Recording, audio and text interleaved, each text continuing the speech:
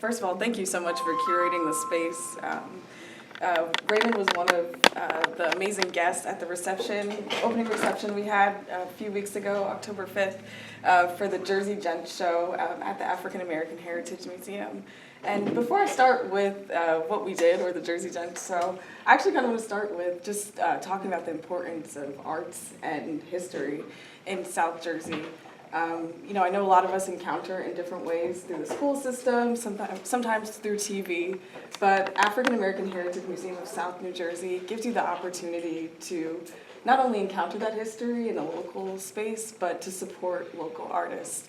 And it was founded 2002 by Ralph Hunter, and it is completely comprised of volunteers. So everything from the board to the staff, curatorial staff, publicity staff are all volunteers. I encountered the museum around Juneteenth. I was looking for a program in South Jersey, and I should say, full disclosure, I am from North Jersey.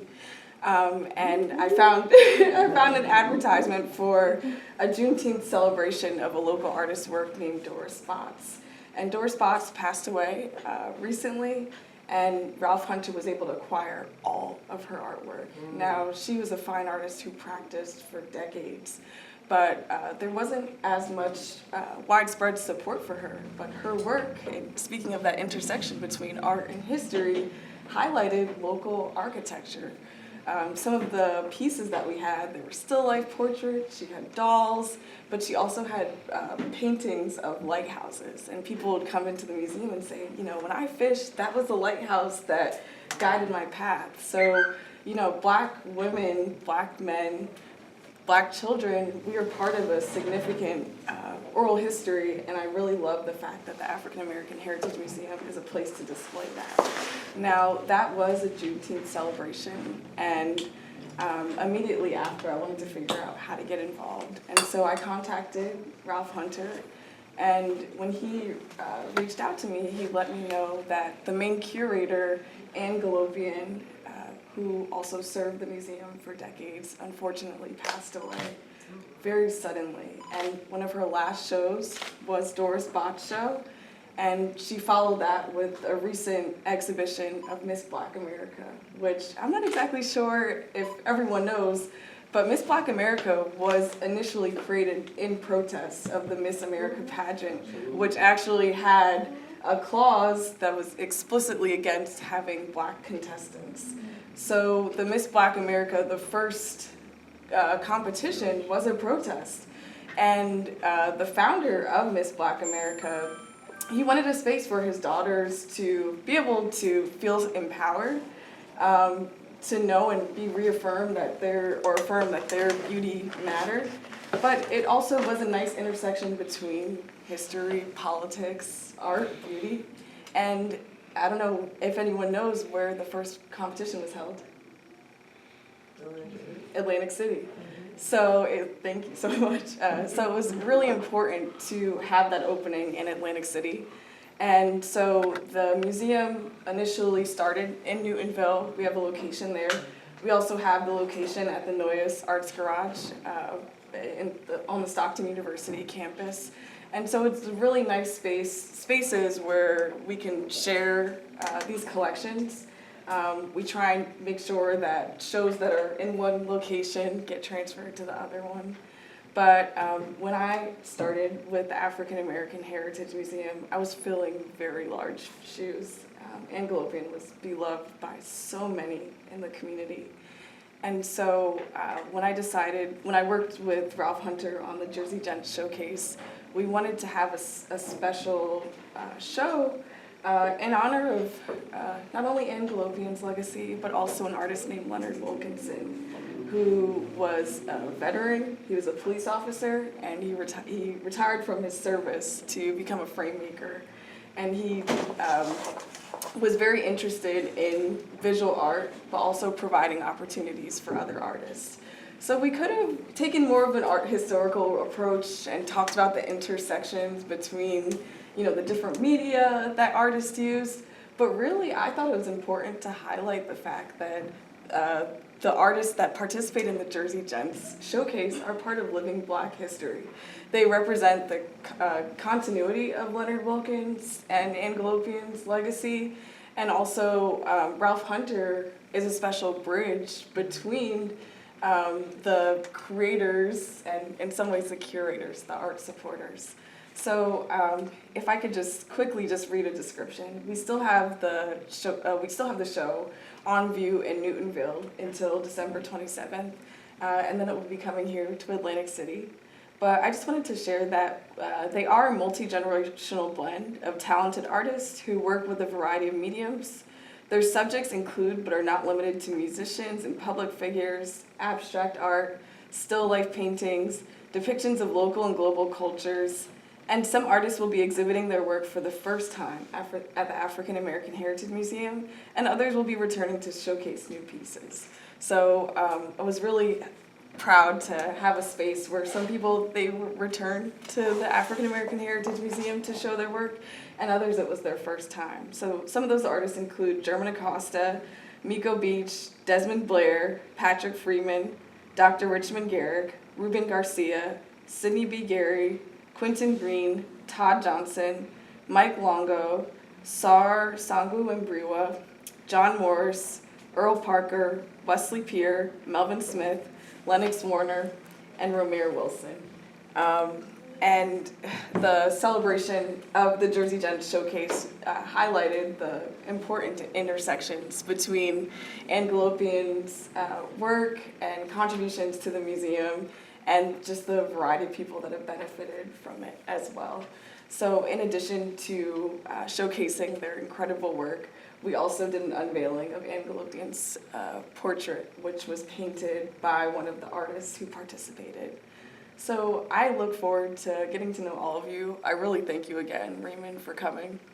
But I wanted to kind of end with kind of sharing one of the takeaways that I learned from doing this work. Not only the importance of supporting Black arts and our institutions that host events like Juneteenth, host receptions for Jersey Gents and bring together people of different interests, but for all of us for pouring into our creative talents. Now, as I mentioned in the description, it was a multi-generational group of artists that participated in the show. There were artists ranged from 30 to in their 60s and 70s. And I think one thing that draws them together, or pulls them together, other than the fact that they participated in the show, was that they found a way to continue their craft. So, you know, whatever it is, you know, filmmaking, art, you know, contributing to savings, I think it's really important for us to pour into our creativity, which, if you celebrate Kwanzaa, is actually a principle. And you know, that may mean actually specifically creating artwork, or it may mean supporting it. So as we round up, I guess, the end of this year and even think through our goals for 2025, I really want to challenge you to think about how you'll pour into your creativity. Thank you so much.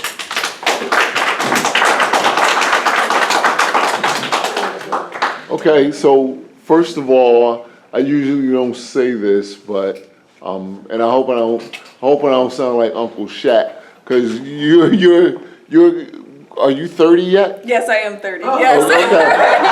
Okay. So, but what I mean is, if I may say so myself, you're already quite accomplished, or as we say in the streets, bad. And I like that, because I remember when I was the young cat on the block. So we're looking forward to decades more of Gabrielle Peterson, and Jersey Gents was the first show that you actually curated, yes, right? It was. So I'm celebrating Thank you so much. I Gabrielle Peterson. So can you give us a hint on what you have in store for a follow-up? Oh my gosh, thank you so much for asking that. We're definitely looking forward to actually highlighting a couple more artists. So we'll have Jersey Gents that will move to Atlantic City in 2025. Coming into the Newtonville location in January is actually a Guild of quilt makers, which is amazing because we know whether it's Betsy Ross or, you know, an auntie, quilt making is really, really intricately tied to our Black history.